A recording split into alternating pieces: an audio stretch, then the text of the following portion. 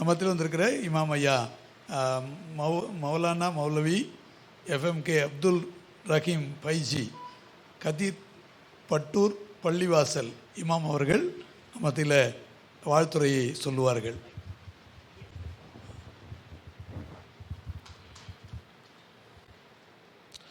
எல்லா புகழும் இறைவன் ஒருவனுக்கு. நம் அனைவர்களின் மீதும் இறைவனுடைய சாந்தியும் சமாதானமும் என்றென்றும் நீடித்து நிலவட்டுமாக. ஒரு சிறப்பான ஒரு நிகழ்வு, திருக்குறள் உண்மை உரை பேரவை நடத்தக்கூடிய தமிழர் ஆன்மீக பொங்கல் விழா என்ற பெயரிலே மதம் கடந்து மார்க்கத்தை நோக்கி நாமெல்லாம் ஒன்று பெற்று வழி நடத்தப்பட வேண்டும் என்ற ஒரு நன்னோக்கிலே சகோதரத்துவ வாஞ்சையோடு நடத்தப்படக்கூடிய இந்த நிகழ்விலே நாமெல்லாம் ஒன்று கூடியிருக்கின்றோம். இதுவே நமக்கான மகத்தான வெற்றியாக நான் கூறி என்னுடைய உரையை துவங்குகின்றேன். ஐயா அவர்கள், தாமோதரன் ஐயா அவர்கள் உள்ள வரும்போதே சொன்னார்கள், நாங்கள் மாறி நீங்கள் மேரி என்று சொன்னார்கள். நான் சொன்னேன், நாங்கள் மரியம் என்று சொன்னோம். எங்களுக்காக வழங்கப்பட்டிருக்கக்கூடிய உலக பொதுமறை அல் குர்ஆனிலே யாருடைய பெயரிலுமே ஒரு அத்தியாயம் இல்லை. ஒரு பெண்ணினுடைய பெயரிலே ஒரு அத்தியாயம் இருக்கிறது என்று சொன்னால் அது மரியம் தான். அந்த மரியம் என்பது கிறித்தவர்களாகிய அத்துணை பேர்களுக்கும் தெரியும், அது மேரியை பற்றி தான் சொல்லப்படுகிறது. அவர்களுடைய வாழ்க்கை தூய்மையினை பற்றியும் அவர் கொண்ட மகத்தான வாழ்க்கையினுடைய தராதரத்தை எந்த அளவுக்கு உயர்த்துகிறது என்பதை பற்றியும் எல்லா விதமான சரித்திரங்களையும் உள்ளடக்கியது தான் இந்த குர்ஆன். பைபிள் என்று சொல்லப்படக்கூடிய அந்த பழைய ஏற்பாடுகளை நீங்கள் எடுத்து பார்த்தால் தெரியும், அதிலே வரக்கூடிய அத்துணை அத்தியாயங்களும் இந்த அருள்மறையில் இருக்கிறது. மிகப்பெரிய ஒரு தொடர்பு நமக்கு மத்தியில் இருக்கிறது. அது மட்டுமல்ல, அதற்கு மேலாக நாமெல்லாம் 3 பேர்கள் இங்கு ஒன்று கூடியிருக்கிறோம், 3 சமூக மக்கள். அதுதான் உலகத்திலேயே உன்னதமான ஒரு சமூகமாக மக்களுக்கு மத்தியிலே எடுத்து காட்டுகிறது. இந்து சமூகம், கிறிஸ்தவ சமூகம், இஸ்லாமிய சமூகம் என்று இந்த 3 சமூகமும் இவர்களுக்கு மத்தியிலே எந்த விதமான வேறுபாடுகளும் இல்லை. காரணம் என்ன தெரியுமா? நாமெல்லாம் ஒரு தாய் தந்தையினுடைய பிள்ளைகள். ஆதம், ஹவ்வா, ஏவாள் என்று சொல்லப்படக்கூடிய அவருடைய வழி, நமக்கான தந்தை தாய் அவர்கள்தான் என்பதை நாமெல்லாம் முழு மனதாக ஏற்றுக்கொண்டிருக்கின்றோம். அதுதான் இன்றைக்கு நம்ம எல்லாம் ஒன்று சேர்த்திருக்கிறது. மிக மகிழ்ச்சி அடைகின்றேன், ஆனந்தம் அடைகின்றேன். அருமையானவர்களே, நாங்கள் ஏற்றிருக்கக்கூடிய இந்த இஸ்லாம் ஒரு மதம் அல்ல. எனக்குள்ளால் தோன்றுகிறது, இந்த மதனந்தபுரம் மதம் பிடித்ததல்ல, மார்க்கத்தை பின்பற்றக்கூடியது. நாங்கள் மார்க்கத்தை பின்பற்றுகின்றோம். ஒவ்வொருவருக்கும் மார்க்கம் இருக்கிறது. மார்க்கம் என்று சொன்னால் வழி, இறைவனை அடையுவதற்கான வழியை நாம் தேர்ந்தெடுத்திருக்கின்றோம். அது அவரவர்களுக்கான சிந்தனையின் அடிப்படையில் ஏற்பட்டதை தவிர நமக்குள்ளால் பிரிவினையை ஏற்படுத்துவதற்காக இல்லை என்பதை நாம் உணர்ந்து கொள்ள வேண்டும். அருமையானவர்களே, இஸ்லாமிய மார்க்கம் சமத்துவத்தையும் சகோதரத்துவத்தையும் வாஞ்சையோடு முழுமையாக ஏற்றுக்கொண்ட ஒரு மார்க்கம். ஒவ்வொருவருக்கும் ஒவ்வொரு சமூகத்திலையும் ஒவ்வொரு ஹீரோ இருப்பார்கள். எங்களுக்கான ஹீரோ எங்களுடைய நபி முஹம்மது ஸல்லல்லாஹு அலைஹி வஸல்லம் அன்னவர்கள். ஒரு ஹீரோ இருக்கிறார் என்று சொன்னால் அவருக்கு ஒரு வில்லன் இருப்பார்கள். ஹீரோ இருந்தால் வில்லன் இருப்பார்கள். அந்த வில்லன்களிலே ஒருவர் தான் அபூ ஜஹல். ஒரு சின்ன நிகழ்வு, இது ஏன் சொல்கின்றேன் என்பதற்கு மிக முக்கியமான ஒரு காரணம் திருக்குறளிலே தான் இருக்கிறது. இன்னார் செய்தாரை ஒருத்தர் அவர் நன்னயம் செய்து விடல். இந்த வாசகத்திற்கொப்ப நபிகள் நாயகம் ஸல்லல்லாஹு அலைஹி வஸல்லம் அன்னவர்களினுடைய வாக்கும் மிகச் சிறந்ததாக இருக்கிறது. ஒருவருக்கு அநீதம் செய்துவிட்டால் அநீதம் செய்தவருக்கு நீ அவன் வெட்கப்படும் அளவுக்கு நீ அவனுக்கு உதவி செய். ஒருவன் அநியாயம் செய்துவிட்டால் அநியாயக்காரனுக்கும் நீ உதவி செய். காரணம் என்ன தெரியுமா? அந்த தவறுகள் அவனுடைய வாழ்க்கையிலே முழுமையாக களையப்பட வேண்டும். தான் செய்த அந்த வெட்கத்திற்காக கூனி குறுகி, தான் செய்த அந்த தவறுக்காக வெட்கப்பட்டு கூனி குறுகி நிற்க வேண்டும் என்ற அற்புதமான அந்த குரலுக்கு இணங்க நபிகள் ஸல்லல்லாஹு அலைஹி வஸல்லம் அன்னவர்களினுடைய வாக்கு என்ன தெரியுமா?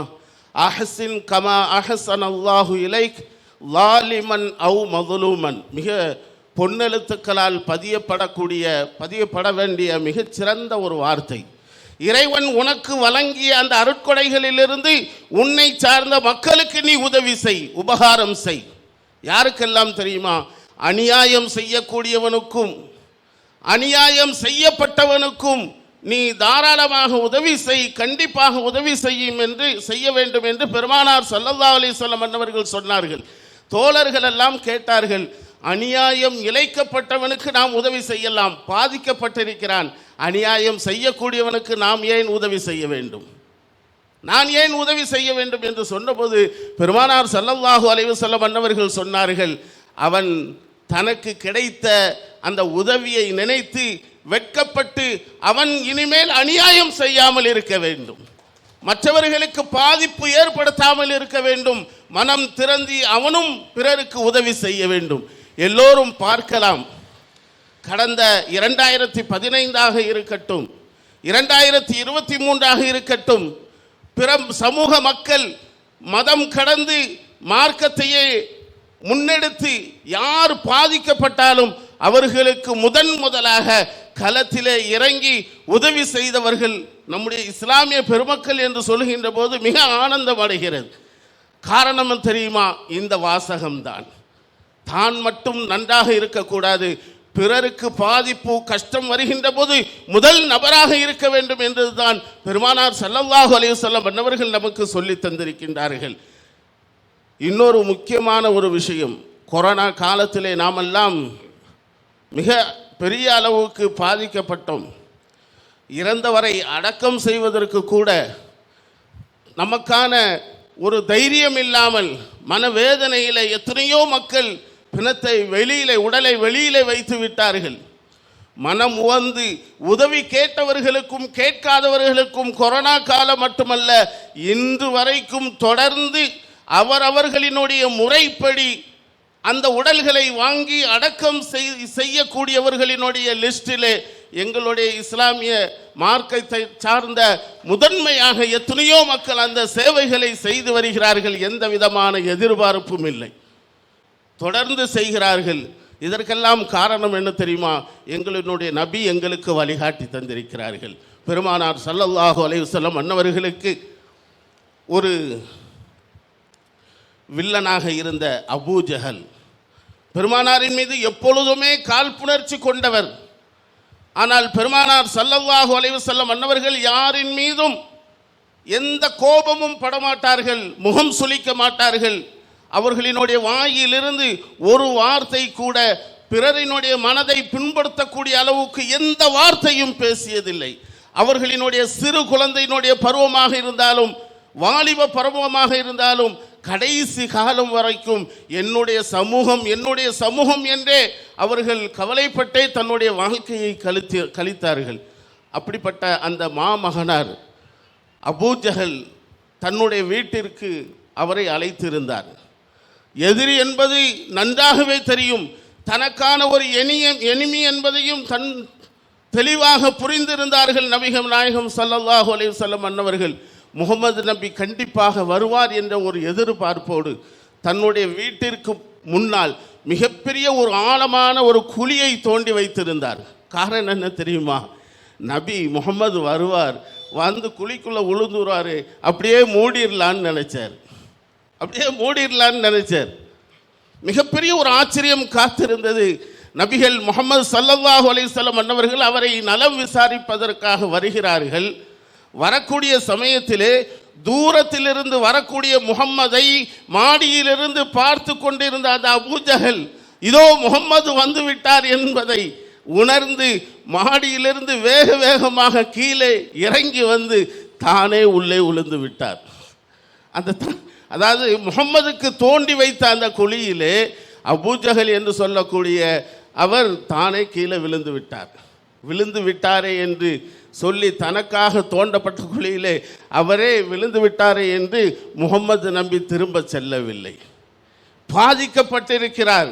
என்னுடைய இனத்தை சேர்ந்தவர், அவர் ஒரு மனிதன், மனிதநேயத்தோடு பார்த்த நபிகள் நாயகம் ஸல்லல்லாஹு அலைஹி வஸல்லம் அன்னவர்கள் தனக்கான விரோதியாக இருந்தாலும் அவரை வெளியிலே எடுத்ததற்கு பிறகுதான் பெருமானார் ஸல்லல்லாஹு அலைஹி வஸல்லம் அன்னவர்கள் வெளியிலே சென்றார்கள். மிகப்பெரிய ஒரு வழிகாட்டுதல் எங்களுக்கு. நாம் உதவி செய்யக்கூடியவர்கள் யாராக இருந்தாலும் சரி, எந்த மார்க்கத்தை சார்ந்தவர்களாக இருந்தாலும் சரி, எந்த சமூகத்தை சார்ந்தவர்களாக இருந்தாலும் சரி, மனிதம்தான் முன்னாடி நிற்க வேண்டும், சகோதரத்துவம் தான் நமக்கான வழிகாட்டுதலாக இருக்க வேண்டும் என்பதை ஆணித்தரமாக பெருமானார் ஸல்லல்லாஹு அலைஹி வஸல்லம் அன்னவர்கள் நமக்கு வழிகாட்டுதலின் பேரிலே அற்புதமாக நமக்கு இந்த விஷயங்களை எல்லாம் சொல்லி தந்திருக்கிறார்கள். அந்த அடிப்படையிலே அற்புதமான நிகழ்த்தக்கூடிய இந்த நிகழ்வு ஆன்மீக பொங்கல் விழா மனதிற்கு மகிழ்ச்சி அடைக்கிறது, சந்தோஷம் அடைகிறது. இப்படிப்பட்ட நிகழ்வுகளிலேயே முதன்முறையாக கலந்து கொள்ளக்கூடிய ஒரு வாய்ப்பை தந்தீர்கள். அத்துணை பேர்களுக்கும் நன்றி கூடி எல்லாம் வல்ல இறைவன் நம் அத்துணை பேர்களையும் ஒன்று போட்டு வாழ்வதற்கும் சமூகத்திற்கு அதிகமான இது போன்ற நன்மைகளை செய்வதற்கும் மிகப்பெரிய ஒரு நசீபை நமக்கு அல்லாஹ் தந்தருள் புரிவானாக என்று கூறி வாய்ப்பளித்ததற்கு மீண்டும் நன்றி கூறி முடிக்கின்றேன். வாஹிர் தவானான் அல்ஹம்துலில்லாஹி ரப்பில் ஆலமீன். இறைவனுடைய சாந்தியும் சமாதானமும் நம் அனைவர்களின் மீது உண்டாகட்டுமாக.